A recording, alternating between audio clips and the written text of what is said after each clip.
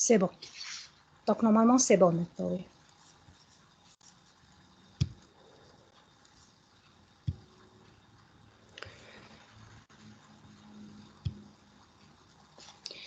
Donc, normalement, c'est bon. Hein. Donc, voilà.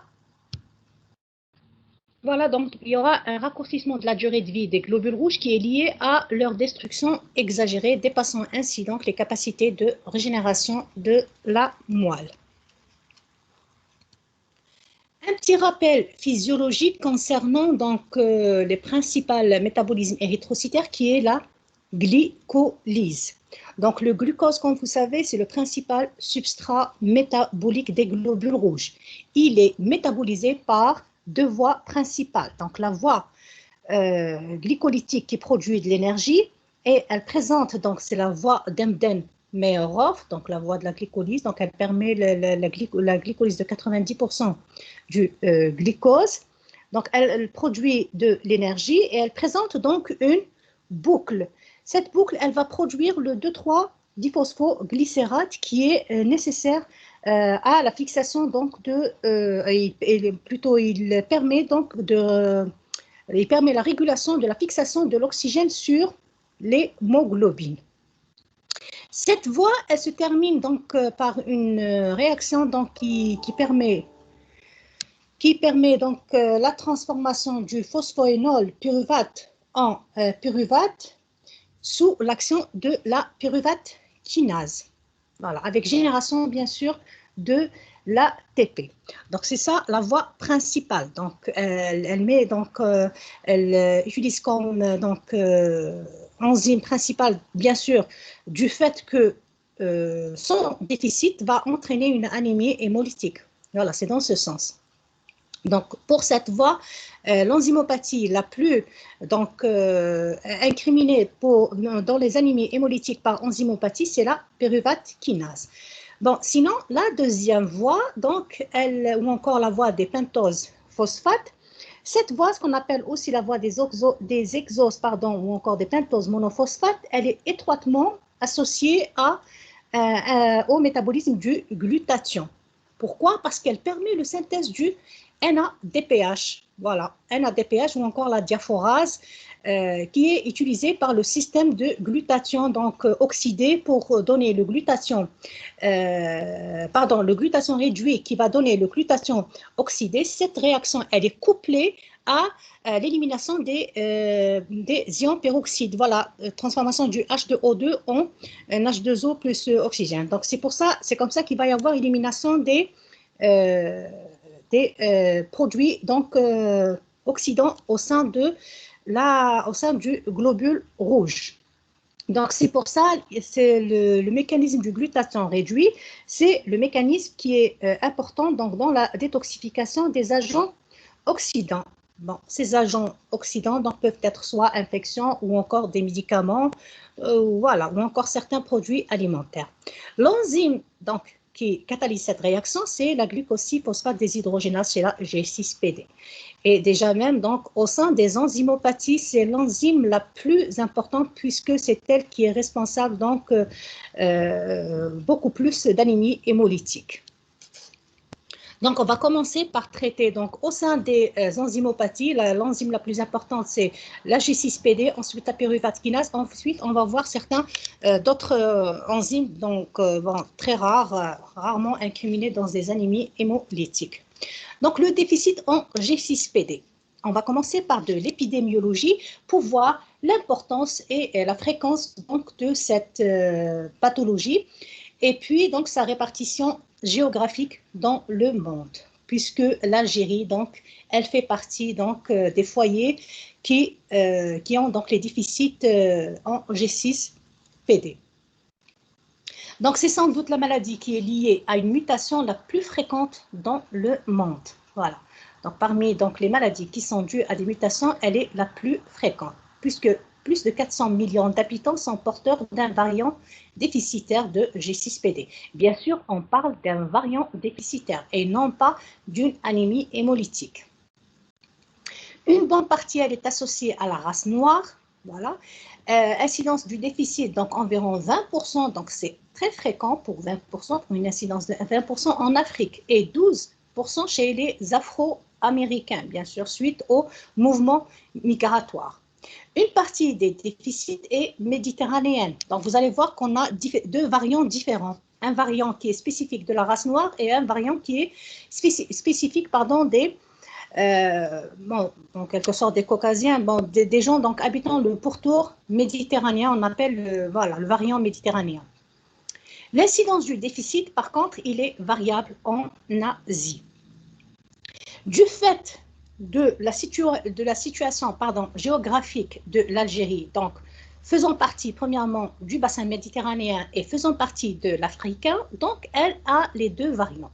Donc on a le variant méditerranéen, donc il est très important, donc le variant B-, et le variant africain, donc pour se souvenir, africain c'est A, bon, méditerranéen c'est B ou bien, voilà, méditerranéen B, sinon africain c'est A. Donc, la première lettre de africain. Donc, le variant africain A, sa fréquence, elle est de 5,10%. Ceci en Algérie. Sinon, le variant méditerranéen, c'est le plus fréquent. Et la fréquence, elle est élevée au sud du pays. Voilà, donc, subsaharienne. Et en Kabylie, donc, parce que la Kabylie, donc, c'est la Méditerranée plus la forte endogamie. Voilà pour la physiopathologie. Donc, le gène de la G6PD, voilà, il est localisé sur le chromosome X, donc en position Q28. Donc, c'est une maladie qui est liée au sexe. Donc, sa transmission, elle se fait selon le mode récessif lié au sexe, puisqu'il est porté par le chromosome X. Donc, les hommes et les femmes sains ont la même activité enzymatique qui est expliquée par l'hypothèse de Lyon. Donc, à travers ce schéma-là, on va essayer de comprendre un petit peu l'hypothèse de Lyon ou encore le phénomène de lyonisation.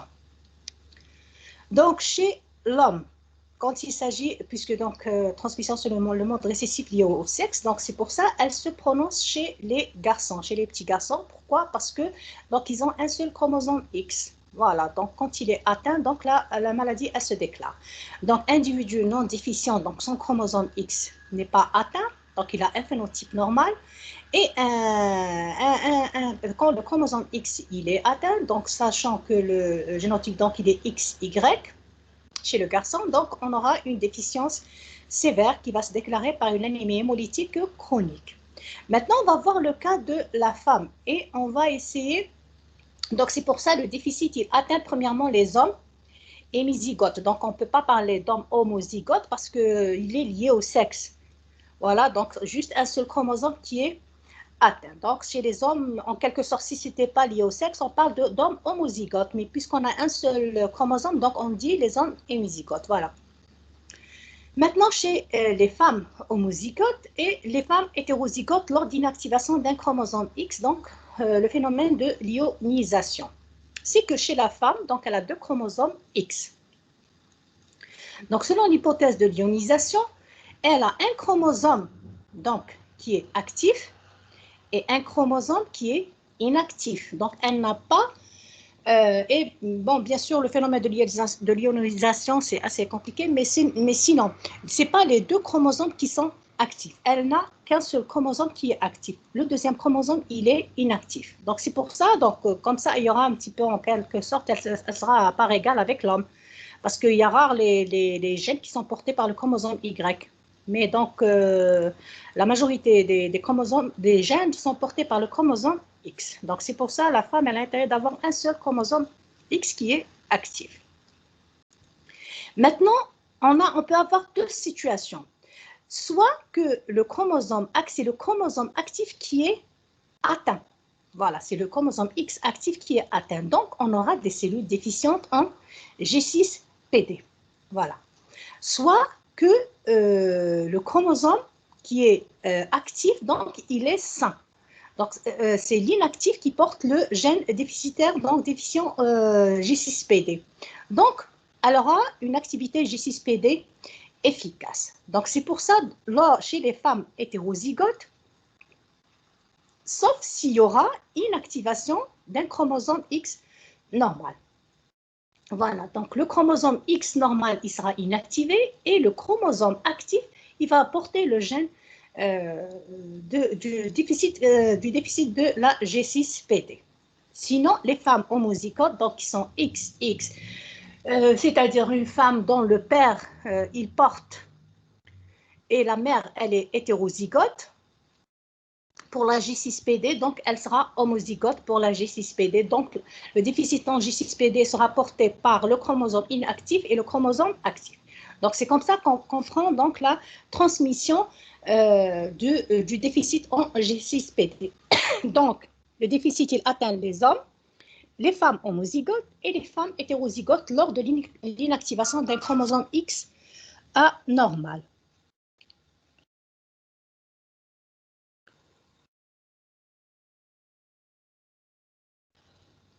Ah là là, je répète, on va tarder là. Là pour la trans, bon, jusque-là, normalement, c'est bon. Voilà. Là, pour la transmission, normalement, chez le petit garçon, c'est simple. Donc, ça rejoint toutes les maladies donc, transmissibles selon le mode récessif lié au sexe. Pourquoi? Parce que le chromosome, il est porté par, le gène, il est porté par le chromosome X. Voilà. Donc s'il y a atteinte du chromosome, si le gène donc, il est atteint, donc automatiquement, il y aura anémie hémolytique chronique chez les garçons. Maintenant, on va passer chez la femme. La femme, elle est XX, elle n'est pas XY, donc elle a deux chromosomes X. Donc l'hypothèse de l'ionisation, qu'est-ce qu'elle dit? Elle dit que ce n'est pas les deux chromosomes X qui sont actifs, mais un seul il est actif, l'autre il est inactivé. Voilà. Maintenant, si le déficit il est porté par le chromosome actif, là, il est inactif. Donc, il ne va pas entraîner la production de protéines. Donc, les gènes qui sont portés par ce chromosome, c'est des gènes inactifs. Donc, ils n'entraînent pas la production de protéines. Voilà, il n'y aura pas de traduction, il n'y aura pas de production de protéines. Mais par contre, si le déficit il est atteint par le chromosome actif, c'est-à-dire c'est lui dont ces gènes sont transformés donc, en protéines.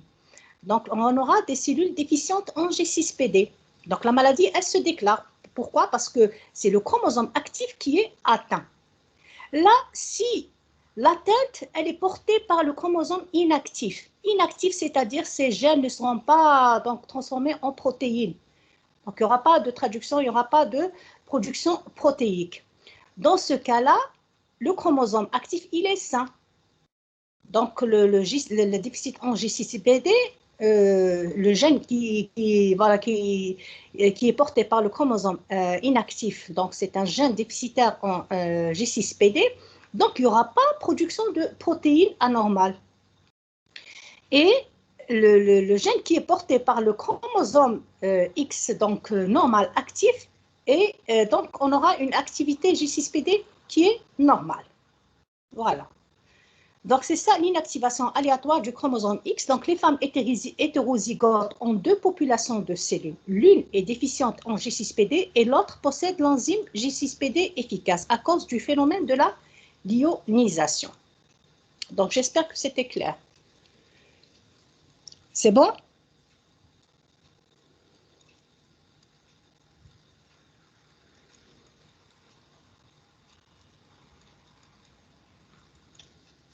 C'est bon ou bien je répète?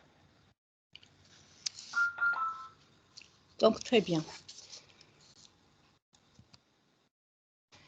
Maintenant, pour la classification, donc toujours dans le cadre de la physiopathe, donc la classification. L'OMS, en fait, elle a classé donc les variants selon l'intensité du déficit enzymatique et de la sévérité de l'hémolyse en différentes classes. Donc, elle a utilisé donc, les critères biochimiques, à savoir la mobilité électrophorétique et l'activité enzymatique. Donc, la mobilité électrophorétique, c'est A- et B. Donc, A- et B, c'est certes, c'est africain et méditerranéen, mais aussi par rapport au profil électrophorétique, donc de la mobilité électrophorétique des protéines de G6PD, quand on fait l'électrophorèse. selon leur position. Et selon, pardon, l'activité enzymatique, à savoir aussi selon les propriétés immunologiques et selon les manifestations cliniques. Donc, on a la classe 1. La classe 1, qu'est-ce qu'elle a comme spécificité? Donc, les patients, ils ont un déficit enzymatique donc sévère, voilà, et c'est dû à une activité enzymatique inférieure à 10% de l'activité normale, et ils ont une hémolyse chronique. Mais donc, voilà, ces variants, ils sont rares. La classe 2 et la classe 3, donc, c'est les plus importants. La classe 2, donc, elle a une intensité de déficit qui est sévère, inférieure à 10%. L'expression clinique, donc, les patients présentent une hémolyse intermédiaire et le variant le plus fréquent, c'est le variant donc, G6PD B-. Donc, c'est le variant méditerranéen, mais en quelque sorte, on le trouve au Maïdol et au Canton. Donc, Maïdol, c'est la Thaïlande, Canton, c'est la Chine, donc en Asie. Donc, c'est un variant méditerranéen, mais on le trouve aussi en Asie. La classe 3, donc l'intensité de déficit, elle est modérée puisque j'ai une activité enzymatique entre 10 et 60%. Et là, l'hémolyse, on la voit suite à un stress oxydatif. Voilà, un stress oxydatif, ce sont les situations qui vont entraîner donc des situations voilà, d'oxydation. Et donc, le variant fréquent, c'est le G6PD A- ou encore le variant africain. Là, pour la classe 4 et la classe 5, la classe 4, donc pas de déficit, activité enzymatique normale, et on a les variants fréquents, c'est le G6PD B+ et G6PD-A+. Donc, ce sont des variants, mais là où on n'a pas un déficit, c'est pour ça qu'on les appelle B+ et A+. Donc, ils ont à peu près le même profil électrophorétique, dans la même position, mais avec le A- et le B-, mais là, je n'ai pas de déficit. Leur activité enzymatique, elle est normale. Pour la classe 5, donc j'ai au contraire une activité accrue, supérieure et activité enzymatique supérieure à 150%. Donc là, normalement, là, je n'ai pas d'anémie hémolytique. C'est beaucoup plus le 2 et le 3. Bon, la classe 1, certes, elle existe et j'ai une activité enzymatique importante, j'ai un important déficit avec une hémolyse chronique, mais ce sont des variants rares. Donc, ce qui nous intéresse le plus, c'est la classe 2 et la classe 3. La classe 2, ça correspond au variant G6PD-B- méditerranéen, et la classe 3, donc, c'est G6PD-A- ou encore le variant africain. Là, on va expliquer un petit peu. Donc, l'allèle sauvage, c'est la G6PD. Voilà. Donc, c'est quand je n'ai ni A ni B. Donc, puisque un allèle, donc c'est une version variable du même gène chez un individu, c'est-à-dire une forme variée qui peut être distinguée donc, par des variants de sa séquence nucléotidique. L'allèle sauvage, donc comment on le définit? C'est l'allèle fonctionnel qui est possédé originellement par l'espèce. Donc, en quelque sorte, c'est le premier allèle, l'allèle sauvage. Ensuite, il va y avoir des mutations. Donc, ça a donné la formation de l'allèle G6PD-B, de l'allèle G6PD-A et de l'allèle G6PD-A-, B-, voilà.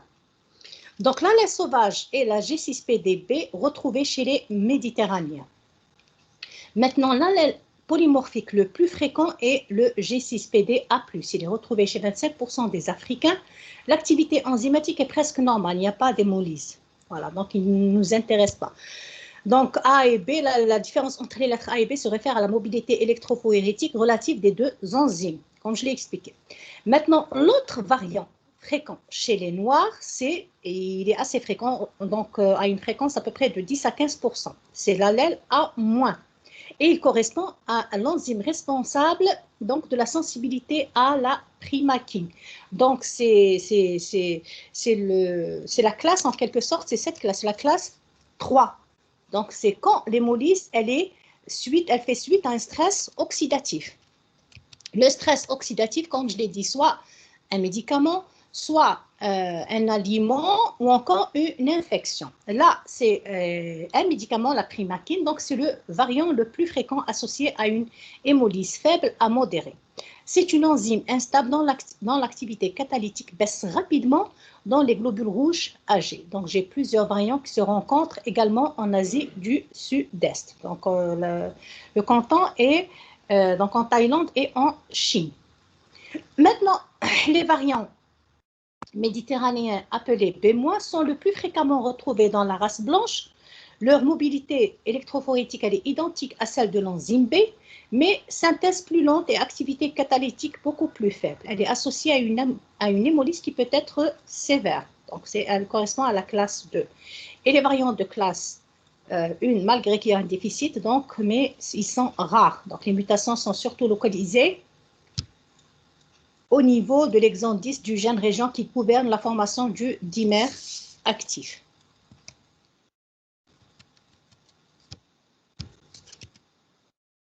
Maintenant, on va voir comment se manifeste dans le cadre de présence d'un agent oxydatif, donc, ou encore un stress oxydatif, comment se manifestent donc les hémolyses. Quand j'ai un déficit en G6PD, donc suite à une agression oxydante, donc c'est ce qu'on appelle les situations de stress oxydatif, soit une infection, donc soit les médicaments ou encore donc l'ingestion de fèves, ce qu'on appelle le favisme. Surtout en Algérie, là, donc en printemps, on consomme les fèves donc de façon accrue. Donc, ce sont des situations là où on aura beaucoup d'agents oxydants. Donc, le globule rouge sera incapable de fournir la quantité nécessaire de NADPH. Donc, le NADPH qui est utilisé par le système de glutathion réductase, donc pour éliminer donc, le surplus des peroxydes. Donc, il n'y aura pas d'élimination de surplus des peroxydes. Qu'est-ce qu'il va y avoir? Il va y avoir une dénaturation par oxydation. Donc, c'est comme on l'a expliqué la dernière fois. Donc, les peroxydes, quand ils sont en quantité importante, quand ils ne seront pas éliminés, qu'est-ce qu'ils vont faire? Ils ne vont pas aller oxyder donc les protéines membranaires et les protéines de l'hémoglobine, c'est-à-dire les chaînes de globine. Donc, il y aura dénaturation par oxydation des protéines du stroma, c'est-à-dire de la membrane érythrocytaire et de la globine. Donc, il va y avoir précipitation de l'hémoglobine sous forme de corps de Hans. Et la membrane, bien sûr, elle va devenir rigide, non seulement par la présence de corps de Hans, mais aussi par l'oxydation des protéines membranaires. Et qu'est-ce qu'il va y avoir? Un globule rouge dont la membrane, elle est rigide, il sera éliminé et il sera capté donc, par la rate via l'hémolyse, entraînant une hémolyse pathologique. Donc, c'est ça le mécanisme d'action de l'anémie hémolytique dans le cas du déficit en G6PD. Qu'est-ce qu'on peut avoir? Donc, on peut avoir soit une crise hémolytique d'installation aiguë brutale. Donc, en dehors de l'accident hémolytique, il n'y a ni anémie ni anomalie de la morphologie des globules rouges. C'est-à-dire quand le sujet n'est pas soumis à un stress, les globules rouges ne sont pas soumis à un stress oxydatif. Donc, il n'y aura pas d'hémolyse, ni anémie, ni anomalie de la morphologie des globules rouges. L'accident donc hémolytique il survient chez les variants A- et méditerranéens. Donc, c'est une hémolyse sévère qui survient après exposition à certains agents toxiques. Par exemple, l'ingestion de fèves ou une infection ou certains médicaments.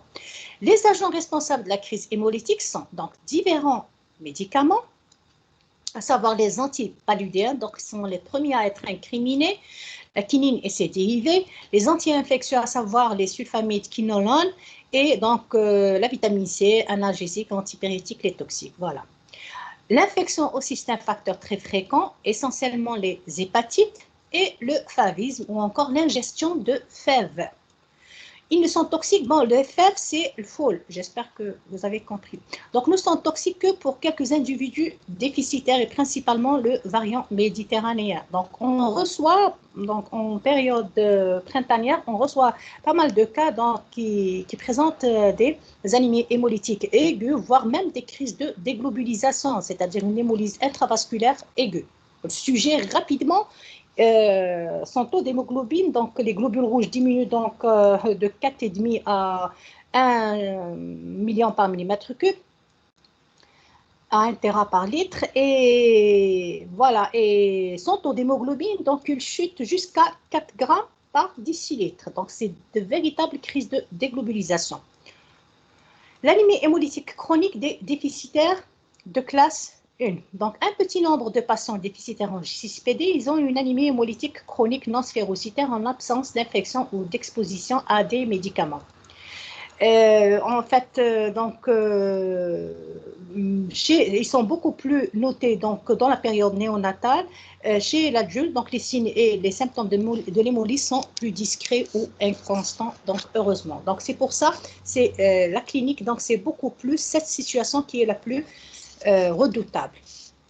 Et elle est représentée donc par les variants M- et M-. Maintenant, le diagnostic biologique. Alors, on commence toujours par les circonstances de découverte et bien sûr par l'interrogatoire. Donc, l'interrogatoire, il est très important. Je commence toujours par faire ça. Donc, l'âge et le sexe du sujet, à la recherche d'un sexe masculin.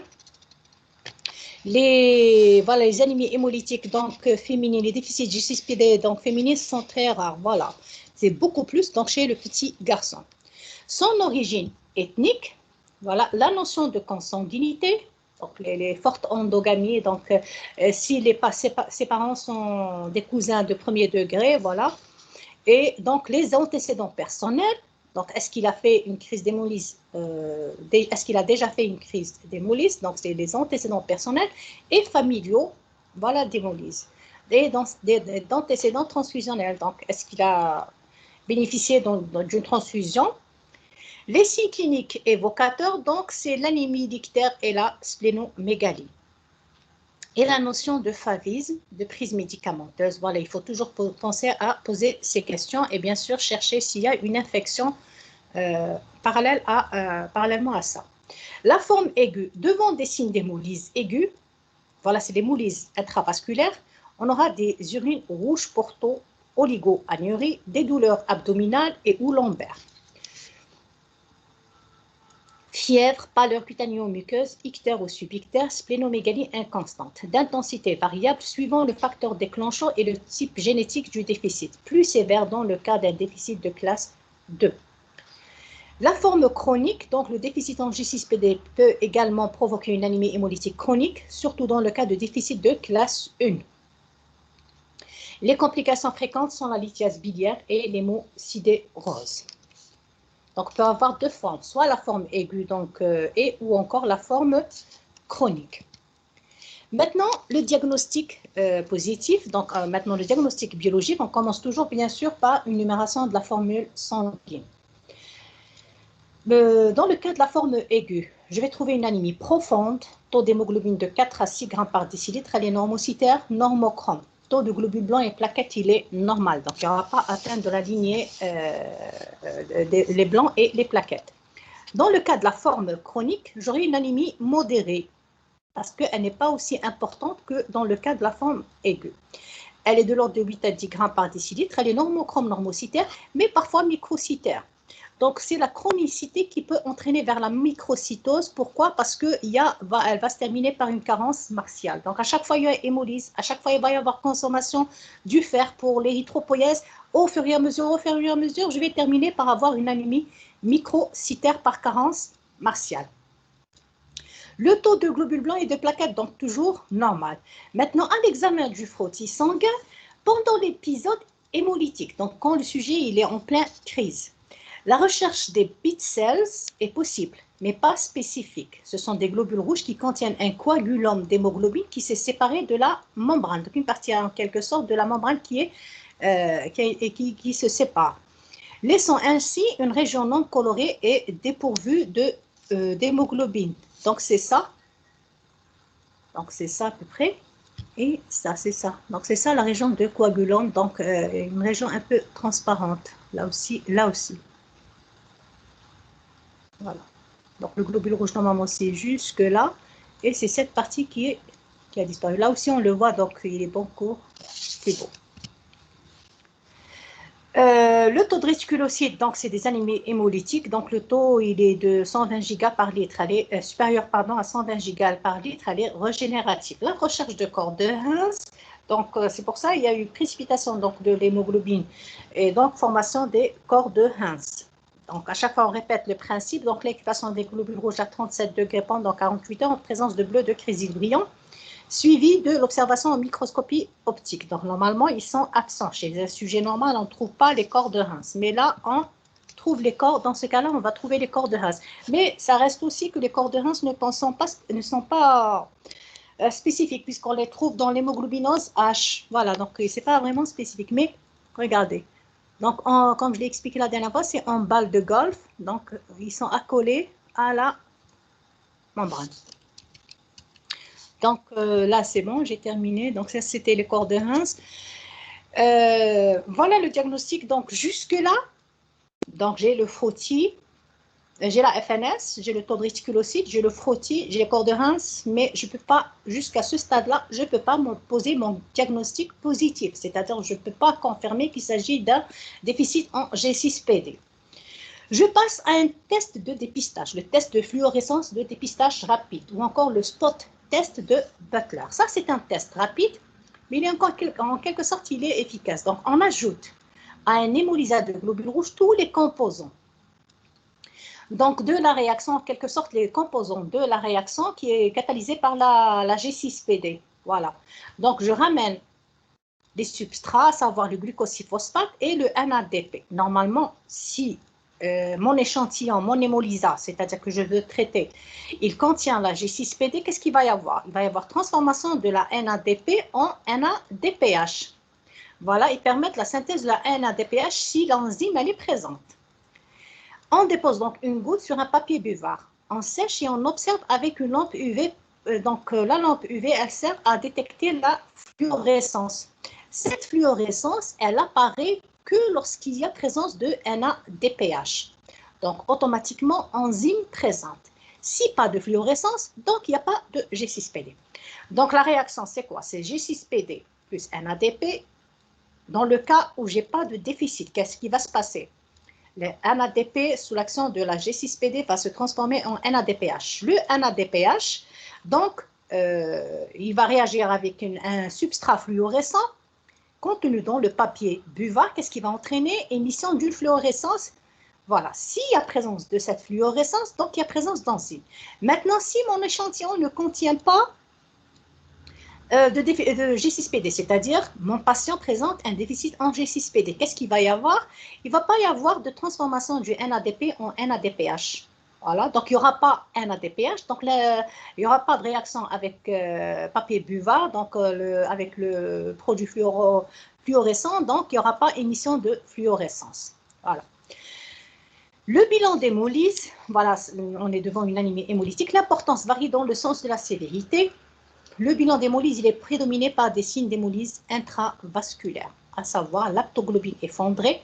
Donc, l'aptoglobine effondrée, quand elle est effondrée, c'est en faveur d'une anémie hémolytique intravasculaire. Dans l'intratissulaire, elle n'est pas effondrée. Elle peut être diminuée, mais pas effondrée. Pardon. Le bilirubine libre et LDH sont augmentés. Et j'aurai donc hémoglobinémie et hémoglobinurie. Donc, l'hémoglobinémie et hémoglobinurie, c'est signe d'hémolyse intravasculaire. Donc, l'hémoglobine va être libérée dans le sang, donc, et automatiquement, succession, donc, présence d'hémoglobine aussi dans les urines. Maintenant, l'électrophorèse de l'enzyme. L'enzyme est soumise à une électrophorèse. Ensuite, un mélange de gélose, NADP, G6P et phénazine est coulé sur la membrane d'électrophorèse. La vitesse de migration est déterminée par rapport aux témoins A et B. Donc, pour chercher les A- et les B-. Donc, je vais utiliser des témoins AB. La technique permettant de typer le variant biochimique, l'étude moléculaire ultérieurement. Donc, c'est beaucoup plus pour chercher les variants. Par exemple, si je vais faire mon étude moléculaire, je peux pas. Donc, je dois être orientée et je commence toujours par l'électrophorèse de l'hémoglobine pour savoir de quel type de variant il s'agit. A-, B- ou voilà. Le traitement, donc il faut absolument proscrire tout médicament connu comme pouvant induire l'hémolyse. Pourquoi? Parce qu'on a dit quand il n'y a pas de situation de stress oxydatif, on n'a pas d'hémolyse. Donc, normalement, c'est simple, il faut commencer par proscrire tout médicament connu. Quand le diagnostic, bien sûr, il est posé chez ces patients. Commencez toujours par proscrire tout médicament connu comme produire l'hémolyse. Chez les sujets à moins, l'hémolyse est aiguë et de courte durée, même si l'agent oxydant continue à être utilisé. Ce n'est pas toujours le cas pour les variants méditerranéens B-, donc les plus sévères pour lesquels l'agent toxique doit toujours être éliminé. Parfois, devant une anémie sévère et symptomatique, une transfusion sanguine peut être nécessaire. Bien sûr, quand il y a une crise de déglobulisation, le sujet présente un taux d'hémoglobine à 4 grammes, donc il faut transfuser le patient en urgence. Mais en cas d'hémolyse chronique, une supplémentation en folate est parfois conseillée. Pourquoi? Parce que les hémolyses, quand on a une hémolyse chronique, il y a consommation des facteurs nécessaires à l'érythropoïèse, donc à savoir les folates. Maintenant, le deuxième déficit, c'est le déficit en pyruvate kinase. Donc, la pyruvate kinase transforme, donc c'est l'avant-dernière réaction dans la glycolyse, dans la voie d'Embden-Meyerhof. Elle transforme, convertit donc le phosphoïnol pyruvate en générant de l'ATP. Donc, il y a plus de 100 mutations de la pyruvate kinase. Il n'y a pas de corrélation avec la localisation et la mutation et la sévérité de l'anémie hémolytique. Donc, c'est assez diversifié. Le déficit est distribué dans le monde entier, donc c'est d'une façon ubiquitaire, mais il semble être beaucoup plus fréquent donc, dans le nord de l'Europe et sans doute la Chine. Les aspects cliniques, donc la transmission étant autosomale récessive, donc seuls les homozygotes, hommes et femmes, et les hétérozygotes pour deux déficits bien sûr différents sont atteints quand j'ai donc présence de deux variants chez le même individu. Le mécanisme précis de l'hémolyse n'est pas clairement défini.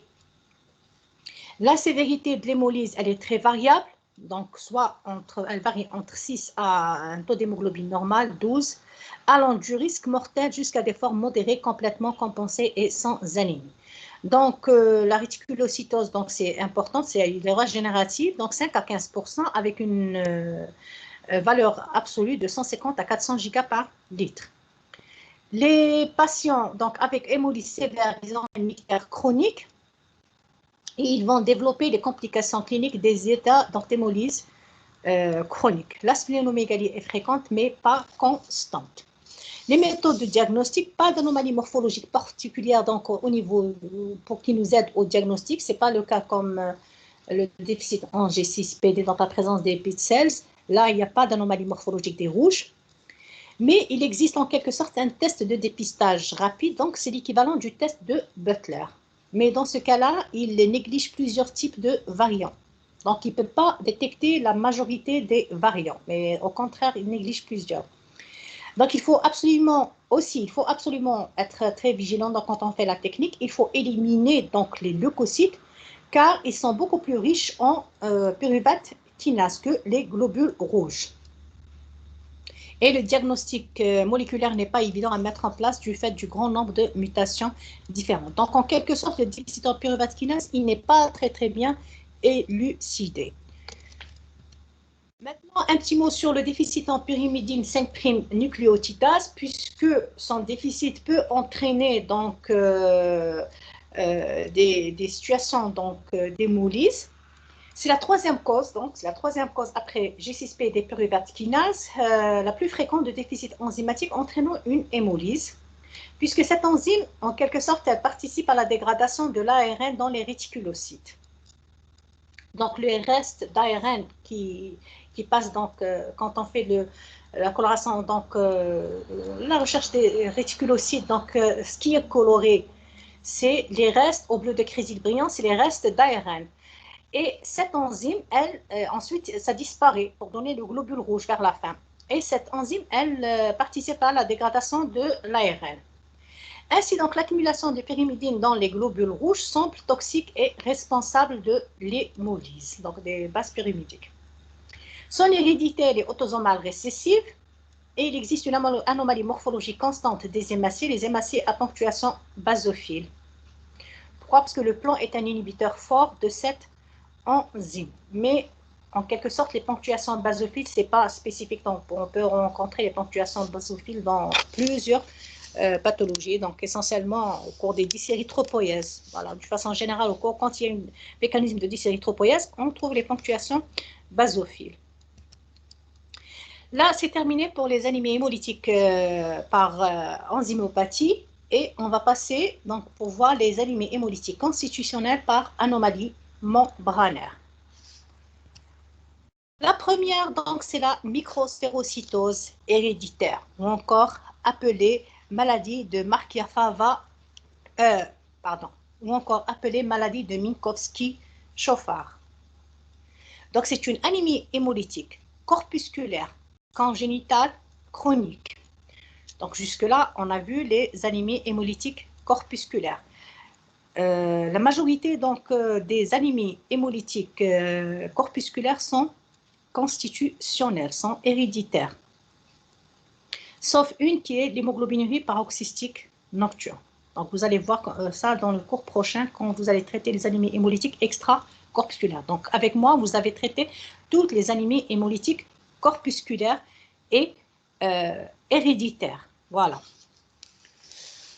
Donc, c'est une anémie hémolytique corpusculaire congénitale chronique. Pourquoi? Parce que ça concerne la membrane. Elle est secondaire à une anomalie quantitative et ou qualitative d'une ou de plusieurs. Donc, ce sont des anomalies quantitatives ou qualitatives, que ce soit pour l'hémoglobine, que ce soit pour les enzymes, que ce soit pour les protéines membranaires, d'une ou de plusieurs protéines de la membrane érythrocytaire intervenant dans les interactions verticales.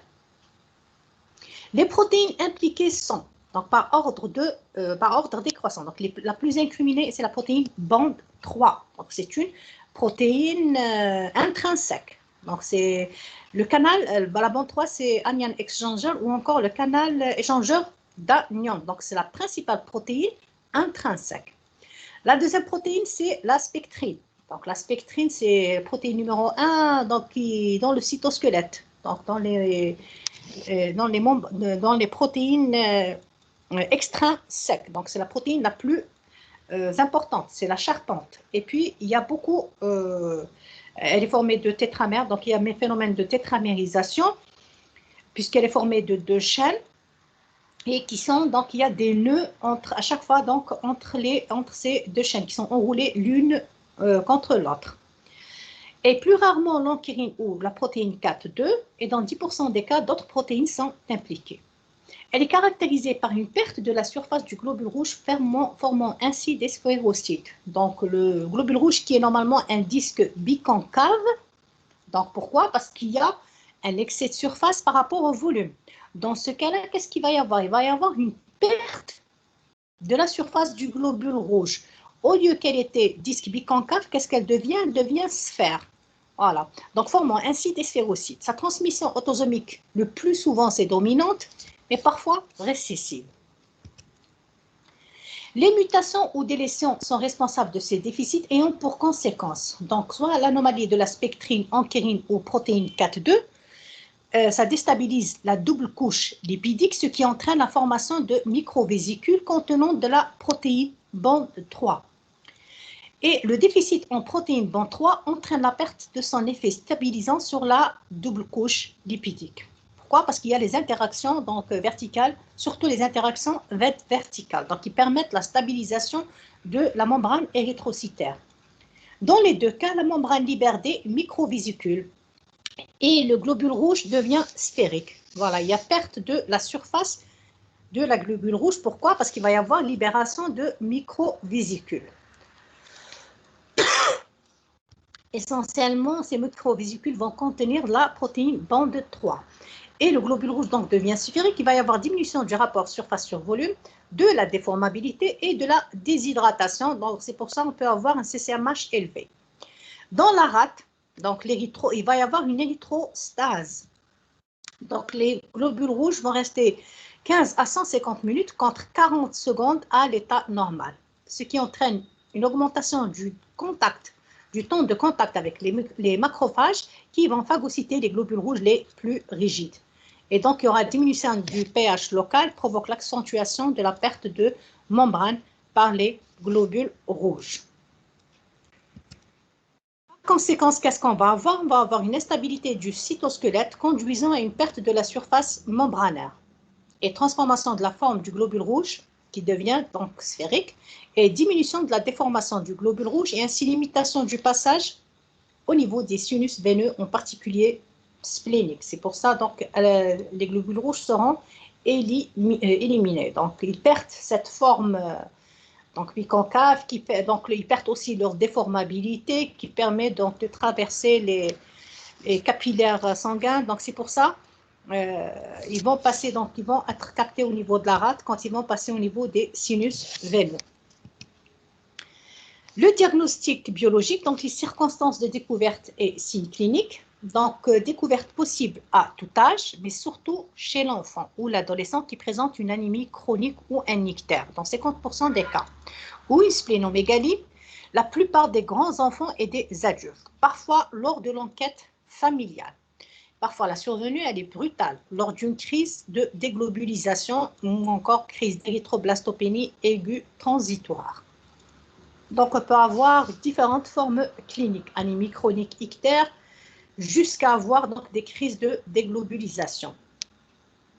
Les signes cliniques sont aussi peu spécifiques, asthénie chronique, ictère peu prononcé et splénomégalie de volume variable. Donc, par des fois, la splénomégalie, elle est assez importante, c'est pour ça, quand elle augmente vraiment de taille, et donc on a recours donc à une splénectomie. L'hémogramme donc, va montrer une anémie modérée de l'ordre de 9 à 12 grammes par décilitre. L'anémie, elle est normochrome, normocytaire, régénérative. Dans 30% des cas de l'anémie, elle est donc absente. Les globules blancs et les plaquettes sont normaux. Le frottis sanguin donc, présente à peu près de 5 à 10% de sphérocytes. Donc, c'est ça, les sphérocytes, c'est ça. Et ça, ce sont des petits globules rouges, là où c'est vraiment condensé. Ils sont foncés. Et donc, ils sont petits, ils sont de petite taille par rapport à un globule rouge normal. Il n'y a pas la dépression claire centrale. Donc, ce sont des microcytes et donc, il n'y a pas de dépression claire centrale. Mais certes, la présence de sphérocytes n'est pas spécifique. Pourquoi? Parce que les sphérocytes, on peut les trouver aussi au cours des anémies hémolytiques auto-immunes. Voilà. Donc, ce sont des hématocytes de petite taille, rondes et très denses. Leur présence quasi constante dans les formes sévères et inconstante dans les formes minimes. Les déficits en anchérine qui sont le plus fréquents, donc on n'observe que des sphérocytes. Les déficits en bande 3, les sphérocytes sont dits en champignons ou encore des globules rouges pincés. Parfois, dans les déficits en protéine 4,2, on verra des stomatocytes. Donc, c'est un mélange entre sphérocytes et stomatocytes. Donc, stomatocytes, des globules rouges en forme de bouche. Donc, la dépression claire centrale, en quelque sorte, en forme de bouche. Pour ça, on dit stoma. On peut voir des érythroblastes circulant dans les formes sévères. Donc, toute forme présentant une... quand il s'agit d'anémie hémolytique, elle est régénérative, surtout si elle est hyper-régénérative. Donc, il peut y avoir passage d'érythroblastes de la moelle vers le sang. Donc, on aura une érythroblastose. La biochimie, donc bilan biochimique, bilan d'hémolyse, j'aurai une aptoglobine qui est diminuée, une bilirubine libre augmentée, une LDH augmentée. Donc, intratissulaire, l'hémolyse intratissulaire. Le test d'orientation, donc j'ai un test de fragilité osmotique aux solutions hypotoniques. Donc, ce test-là, il permet donc de détecter, de suivre donc l'hémolyse, de mettre en contact donc les globules rouges d'un témoin et d'un sujet normal, c'est-à-dire un témoin, et le comparer pour qu'il y ait comparaison, et je prends donc l'échantillon de mon patient. Donc, mon patient s'y présente une microsphéro, on va dire que le patient présente la microsphérocytose héréditaire. Et on va mettre en contact donc notre échantillon à une gamme de solutions de NaCl avec des solutions, avec des concentrations décroissantes. Donc, on commence par d'isotonie, c'est-à-dire la concentration de globules rouges, la concentration de NaCl qui nous donne donc la situation d'isotonie, c'est-à-dire qui ne va pas entraîner d'hémolyse. Ensuite, on va faire des dilutions.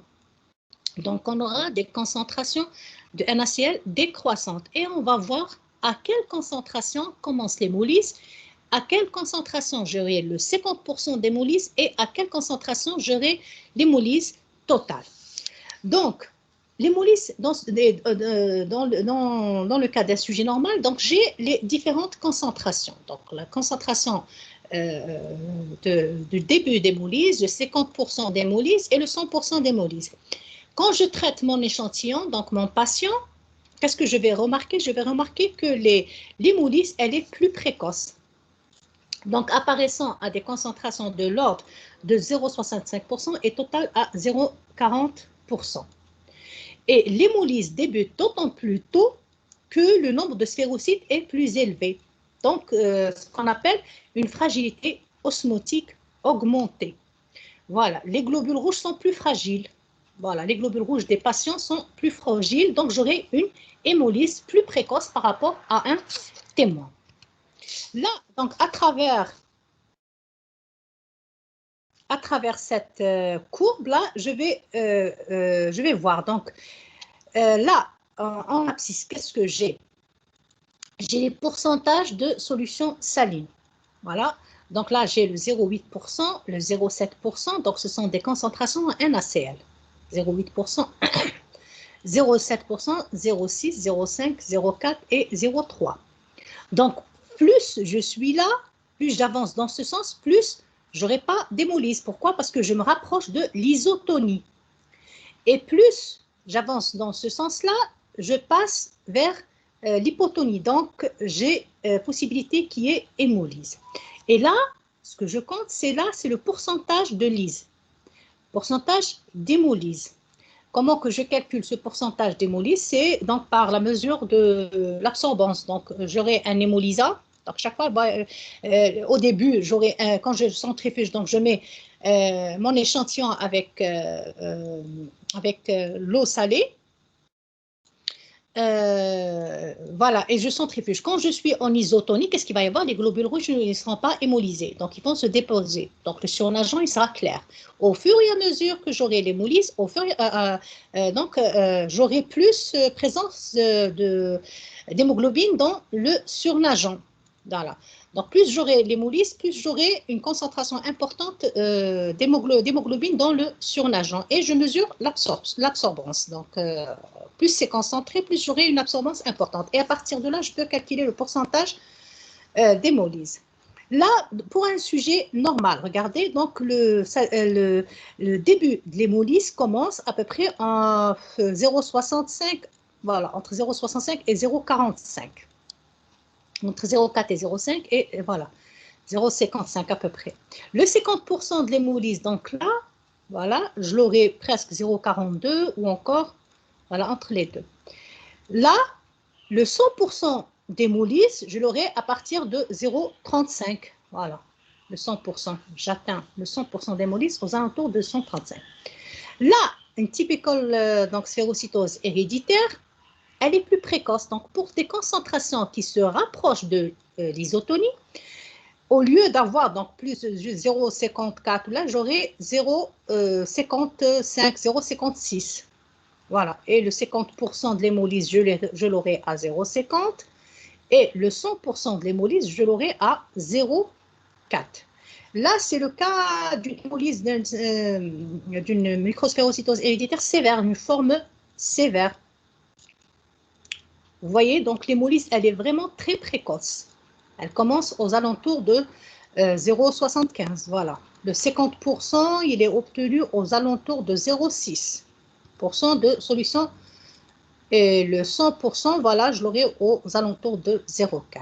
Donc, c'est ça le test de fragilité osmotique. Certes, c'est un test facile à réaliser au laboratoire, puisque j'aurai besoin juste de l'eau saline et solution de NaCl avec des concentrations décroissantes. Et donc, pour réaliser mon test. Mais sinon, donc, ce test, il a des limite, puisqu'il n'est pas vraiment spécifique à la microsphérocytose héréditaire. Donc, ce n'est pas vraiment très spécifique. Maintenant, les tests de confirmation du diagnostic. Premier test, c'est la cytométrie en flux. Donc, Dieu merci, on a donc, c'est la mesure de l'intensité de la fluorescence des globules rouges marqués par l'éosine 5' malméimide. Test EMA, qu'on appelle le test EMA, qui